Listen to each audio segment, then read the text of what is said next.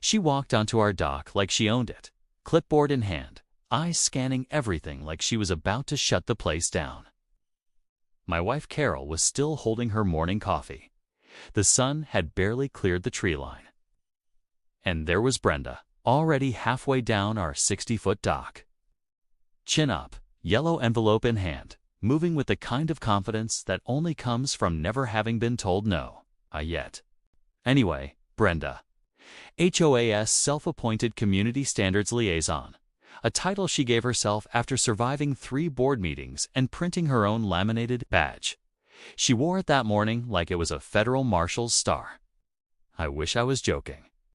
Carol watched her come without saying a word, just took a slow sip of coffee and waited. That calm, that specific, unhurried calm should have been Brenda's first warning. After 31 years of marriage, I can tell you exactly what that look means. It means Carol already knows something you don't. It means the conversation is already over. You just haven't figured that out yet. But Brenda wasn't paying attention to any of that. From the outside, it just looked like a private dock setup, 2 boat berths, a covered storage unit, a small fueling station. Clean, well-maintained. Nothing flashy. The kind of thing you build when you've spent decades working hard and finally have the space and the means to do it right. But there was a reason Carol had designed every single inch of it herself. A reason that had nothing to do with HOA approval and everything to do with a career most people in this neighborhood knew nothing about. That part would come out later. For now, Brenda stopped about 10 feet from Carol, straightened her posture, and delivered her opening line like she'd rehearsed it in the car. This marina violates HOA regulations. Fully unauthorized. Carol lowered her mug. Good morning to you too, Brenda. I'm serious, Carol. Section 14, Paragraph C. Semi-commercial water installations require board pre-approval. This structure has never been reviewed, never been submitted, and the fueling station alone is a YOT done. Just those 3 words. Quiet, flat, no edge, no irritation. Just a door closing. Brenda blinked, opened her mouth, closed it, and pushed forward anyway. The board has assessed a preliminary penalty. 30 days to comply, or we escalate. She held up the envelope. We have documentation, photos, evidence, and the board is prepared to escalate this. Carol didn't even look at the envelope. She didn't raise her voice. She didn't even shift her weight.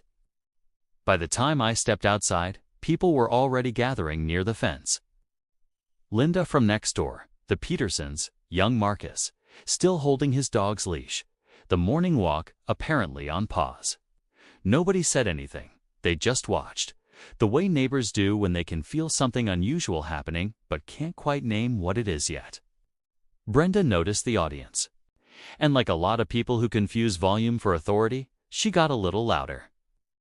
Mrs. Mitchell, I want to be perfectly clear. This is not a conversation. This is a formal notice. The board has full legal standing to pursue this, and we will pursue it if you don't. You're addressing the wrong authority. Carol said it simply. No drama.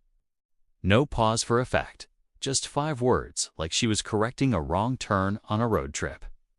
Brenda stopped mid-sentence. The neighbors went quiet.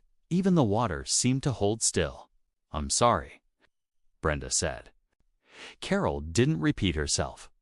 She reached into the front pocket of her jacket, pulled out her phone, said 3 words that I can promise you Brenda had never once heard directed at her in all her years of HOA enforcement.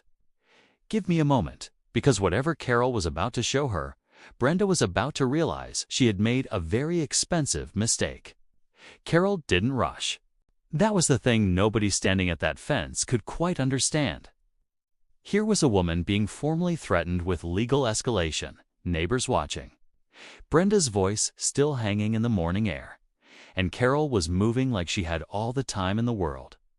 She unlocked her phone, opened a folder, scrolled once. Brenda shifted her weight. Clipboard pressed a little tighter to her chest. Carol, I don't know what you think you're going to show me, but the HOA bylaws are very clear on this, and Carol turned the phone around, Now, I was standing close enough to see Brenda's face in that moment, and I want to describe it carefully because it wasn't anger. It wasn't confusion. It was something quieter than both of those things. It was recognition. The kind that comes right before a person realizes they've walked into a room they had no business entering.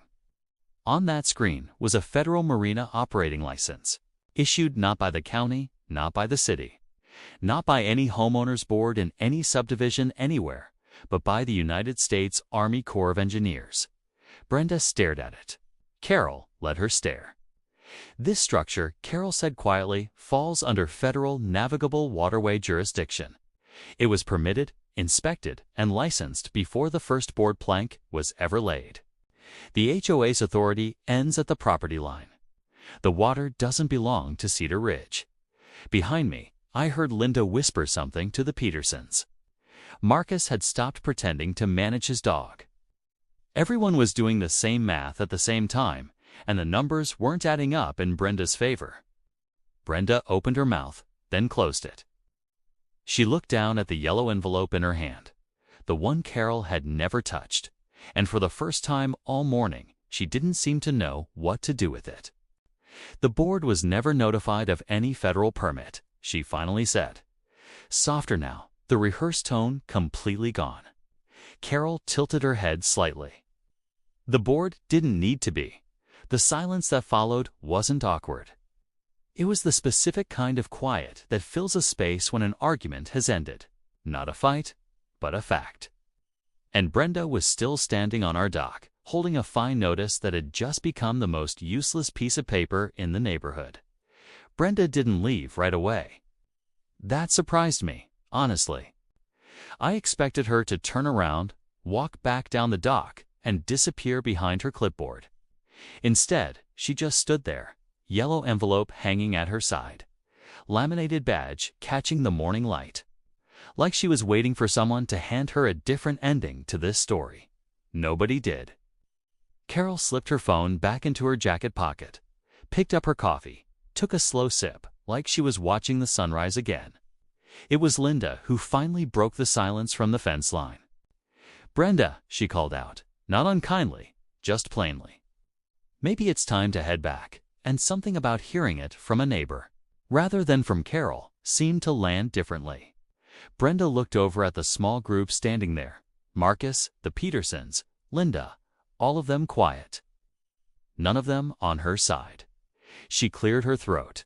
I'll bring this back to the board, she said, still trying to sound official, still reaching for the title that no longer carried any weight on this dock. Carol nodded once. You're welcome to. Not sarcastic, not triumphant. Just, you're welcome to. Brenda walked back down the dock slowly, each footstep on the wood a little less certain than when she'd arrived. She passed me without making eye contact, tucked the yellow envelope under her arm, and made her way across the yard toward the gate. I watched her go. Then I walked over and stood next to Carol. We didn't say anything for a moment, just looked out at the water together. The two boat berths sitting quiet, the fueling station catching the early glare, everything exactly as it had been an hour ago. You knew she was coming, I said. It wasn't really a question. Carol smiled, just slightly. Linda texted me last night, said Brenda had been asking questions at the mailboxes. I laughed, couldn't help it, and the phone. The folder, always kept ready, she said simply. 30 years in Federal Maritime Administration teaches you one thing above everything else. She took the last sip of her coffee. Some rules don't come from HOAs. The yellow envelope was never officially filed. The board quietly dropped the matter 2 weeks later, and Brenda. She still walks past our dock sometimes, clipboard and all, but she doesn't stop anymore.